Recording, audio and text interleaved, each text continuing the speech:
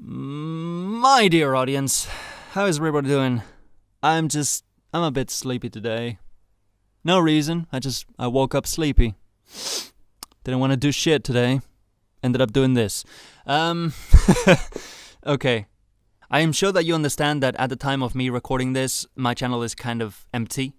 I mean, I think it is. It has like, what, 5, maybe 4 videos on it? Does it? I mean, I don't know. I record these things before I do anything on the channel, so I'm just predicting the future here. I'm gonna stop talking and get on with this thing. And now, kids, I have to explain to you how I took a Watchman's look at Beholder. No, wait, no, hold on. We agreed? No lawsuits, so, let's just move on from that. This is a game which preys on those who really want to be bad people. I mean, the same thing happened to me with Evil Genius. This also appears to be a game in the same vein of Papers, Please. You know, it's a dystopian city where you are somebody of slight importance, which allows you to be kind of an asshole. A dystopian indie RPG strategy adventure. That's how this game labels itself. And to some extent, I can get that message just from looking at the screenshots. The description is pretty morally ambiguous. You are a state-installed landlord in a totalitarian state. You must spy on tenants, peep, eavesdrop, and profile. You must report on anyone capable of plotting subversion against the state. You must! But will you? Cue the cliffhanger music. Yes, anyway, this appears to be a game which feeds on the moral compass of the tempted. I mean, the trailer shows a little girl betraying a tenant, and that ends up with him being sent to the Ministry of Love. Man, now I really wish that I had read that book. That joke is not really new. I mean, the developers already exhausted literally every avenue for that joke. I don't think I can make an original joke with that, so yeah, I'm not gonna try. And in the Steam page, we are treated to the always delightful Your Choices Matter line. Something which is quite bothersome considering how many games boast about it and how few actually get there. But I'm going to give this game the benefit of the doubt, just because that little girl, I mean, she's adorable. Oh shit, is that a bomb? Fun fact, this game was a Kickstarter project by Russian developer Warm Lamp Games. Sadly, it failed to meet its goal. However, it was picked up by developer and publisher Alawar, also Russian. And speaking of, I did send an email to the press people asking them about the history of the game. Let's see if they have actually responded to me. Oh shit, they did. Okay. Oh shit, it's exhaustive. I like it. And they have attached questions about Beholder and development diaries. Oh yay. I'll be reading through those. I will be reading through those. So I am grateful that the developers actually did get in contact with me. Yay, thank you. As of right now, the game seems to be doing very well indeed. Having been nominated and won several awards at indie websites and a very good Steam score. I can't say that I am excited to play this game. So let us battle East Asia, or Oceania, or whatever. Look, it really doesn't matter, like it lit. Okay, so let's get into this beast. Actually, it's not really a beast. The first of my expectations was broken. I was expecting the cartoonish style of the game to shield from the depiction of violence, but that was not the case at all. The game is blunt, depicting the bloody deaths of many of the residents, which is great. I was also expecting the game to be longer than it was.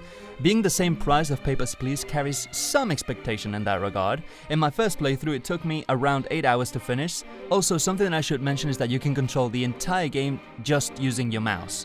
After a while, this got me thinking, what if you exchange the mouse with a finger? And behold, Sherlock Watchtower, I found the answer, folks. This is an Android game. But as the development diary has cleared up, this was firstly released on the PC platform, so it was released on PC first, then ported to Android. However, I still think that this game was firstly designed to be played on a touchscreen, just because of that fact that you can play the whole game just with the mouse. So in the interest to avoid spoilers, I'm going to tell you about the game itself first, and about all of the problems. Then I'll delve into the story, and obviously there will be an impossible to miss spoiler alert on screen. Ready? Alright, let's do it. Within the main menu, we can select if we want to play the main game or any of the DLCs, which at the time of recording this, there's only one, Blissful Sleep, which as I understand is a prequel to Carl's predecessor. It is also rather shorter than the main game. When selecting new game, we can select from 2 difficulty levels, Trainee or Government Elite. The biggest and perhaps only change is the amount of money rewarded for certain actions and the cost of some items and events. I would say give this game a go in Government Elite first, just so you get a feel for the pressure that this game is going to inflict on you. But I have to say that after that, I had to turn it down to Trainee because I had to finish the game, and frankly, I suck at it, so yeah. The main menu doesn't have much to offer other than that, and of course, the options menu, where we can find classical missing items from PC ports, and I'm gonna call it a PC port because I still maintain this game was meant to be played on a touchscreen. Missing items include that there is no sensitivity slider for the WASD controls for the camera, which I found could have been a bit slower. There is no keybind to pause the game, like the spacebar. There is no keybind to speed up or slow the game, like with plus and minus. And you cannot queue several actions in a row by holding shift. So there are a few things missing here and there, but it still has VSync, resolution options, graphical quality, which I won't expect to be particularly taxing, so you can turn this up to high if you want. Language options, individual accurate sliders for the sound and music, please leave the music on. And rewindable keys. At least for the keys that are there. So nothing much on the options menu. Interesting, usually I have 1,600 words by now. Let's jump into gameplay, and as I said, this part is spoiler free. I'm just talking about mechanics and pure gameplay aspects here. Starting a new game shows the player the intro cinematic. Dear Carl Stein, we are happy to announce you've been appointed a landlord of the Class D apartment block on Krushwitz 6. Here we are introduced to Carl, which is us in the game. We are also introduced to his wife and children. The cinematic sets the tone for the entire game, a bleak grey world where it's always raining muck and the air is thick with smoke from the coal plants. And the only potential good comes from your own family. Also, something that you only notice during your second playthrough is that the names that are coming up on the cinematic are actually the names of the tenants that you'll house during your playthrough. The experimental medicine you've been injected with during the medical checkout suppresses your need for sleep. Thus, you will be able to spend more time serving your motherland. Which I thought was a cute detail. Perhaps it is meant to aid the immersion in the fictional story. The beginning of the game is a tutorial with your boss Bruno Hempt, where you learn to move, search, talk, and place hidden cameras and smoke detectors. The game consists of you, Carl, spying on tenants and selling their secrets, as well as reporting them or blackmailing them if they commit a crime. Or I guess you could just turn a blind eye to all of that. You will be able to place up to 4 hidden cameras in all of the apartments. You can knock on the doors to speak to whomever is inside. However, if there are 2 people inside, you'll have a 50-50 chance to get who you want, and you can't ask him or her to call the roommates, so that kinda sucks. Alternatively, you can peek through the keyhole, or you could use your magic key to open the door. However, if there is someone inside, they will get very angry with you and ask you to leave. That's only if they're inside the apartment. If they're just outside, they won't give a damn. The moment they go in, that's it, you're caught. But if they're just outside of the door, that's fine, apparently. Nor will they care if they catch you peeking through the keyhole. So there are a few places where realism is broken in favor of gameplay, which is a good choice in my opinion. And for all intents and purposes, this is Varys the game. No? Littlefinger the game? No. Orwell the game. Wait a minute. Damn it. Okay, never mind. Look, it's Mediocre Spy the game. You will collect information on tenants by clicking on the glowing icons above their head when they do an action, as long as they are within your vision, or by searching all of the cupboards in their apartments and clicking on the red description. Then you will go into your office and profile them, which means selling their secrets to the government. If you find anything bad, you can always blackmail them or report them to the police. You can also learn secrets by talking to tenants or by persuading them with political capital, which is one of the 2 currencies in the game. You have money, which is dollars, apparently, and you also have political capital, which is a status symbol. With political capital, you can persuade and influence people, and you can buy security cameras. With money, you can buy things and in general be in control of your own life. If you don't have money, things will go to shit pretty fast. So, as I maintain, this is a PC port. The problem with that is that the game was clearly designed to be played on a mobile screen. The game runs at 60 FPS, which is good. I found that it occasionally freezes after you launch it for a few seconds, then it comes back. I have no idea why this happens, but it never happens again. That is, until you launch the game a second time. Gameplay is rather simplistic. I mean, you're not really playing evil detective so much as incompetent thief. Mostly, you just guess. Now, as I have mentioned, I suck at this game, but on my second harder playthrough, I did get through it in about 6 hours. I should mention that when the game says choices have consequences, it's not really lying. There are ways to perform certain actions to influence how the game ends and how certain characters act towards you. So the dynamics of certain characters do change depending on your actions. On my second playthrough, I went for a corrupt worker and I became a rebel, aiding the resistance against the government. So when I say that the controls are rather simplistic, is this a bad thing? Arguably yes. However, the game is touting itself as a telltale game of sorts. Story heavy, but gameplay weak. Although to its credit, Beholder certainly has more gameplay than a Telltale game would, and it is very much story heavy. You're going to be doing a lot of reading. I can't imagine how this would work on a small touchscreen, but that's not my concern. This game is really all about the story and how it adapts to your actions, and to some extent, it does that. When the game ends, it does so in a Fallout manner, presenting the outcomes of the individual subplots before going into the credits. And now, ladies and gentlemen, is when we enter spoiler territory. Now, if you do not want to be spoiled, please skip to this timecode. I have to say, 2 hours into this game I was genuinely invested in the story. The events which occur are hectic and you're nearly always under pressure from your family or from the government. In fact, the first time I played, my daughter died of pneumonia, my son got stuck in, I kid you not, North Borea with a B. Jesus. And my wife went into depression.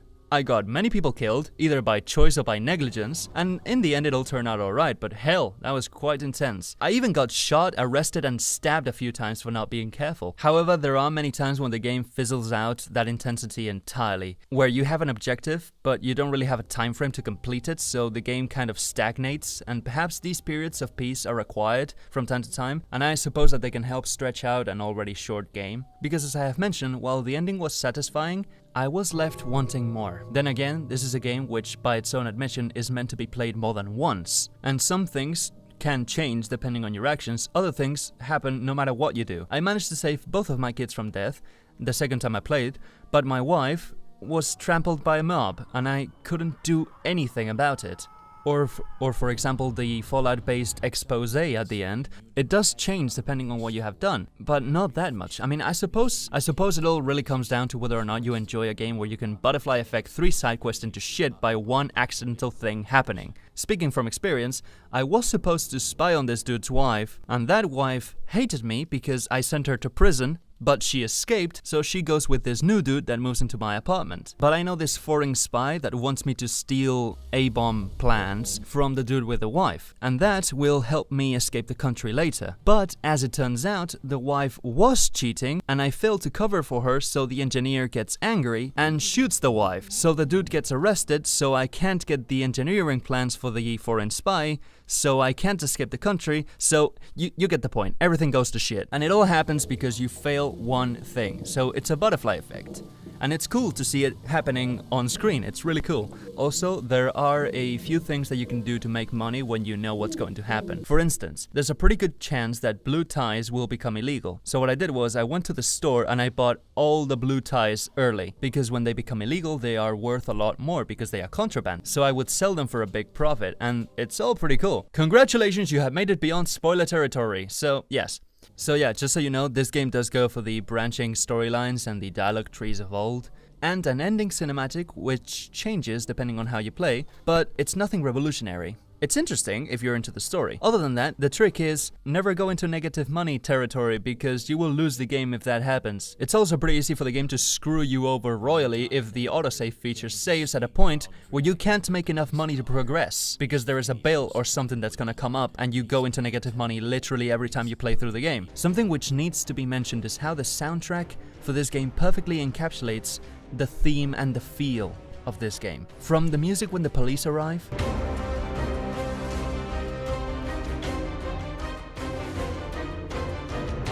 to the intro and final screens,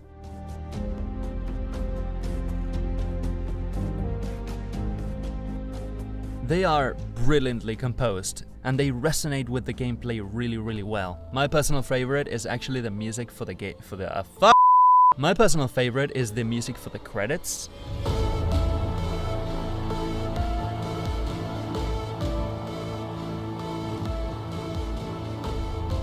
I love it. I love it! There are no secondary modes of play other than obviously the DLCs, which as I understand is basically backstory since they are a prequel. And with that, I say we are done in the Ministry of Gameplay. Needless to say that people are loving this game for what it is.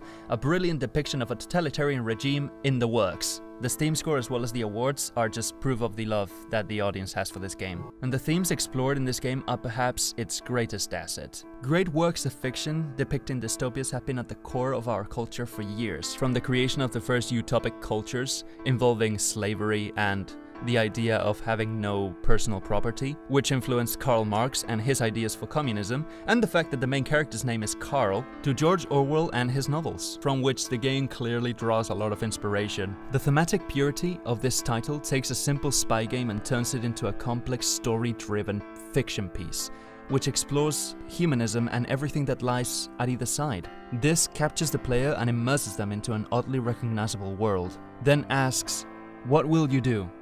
That, I think, is the best part of this game. So this game captures the sense of the word dystopia very well. It involves the player into a story-driven world, where your choices can affect the world around you, and everything is accompanied by a brilliantly crafted soundtrack and sound design which elevates every part of this game, putting emphasis on realism and atmosphere.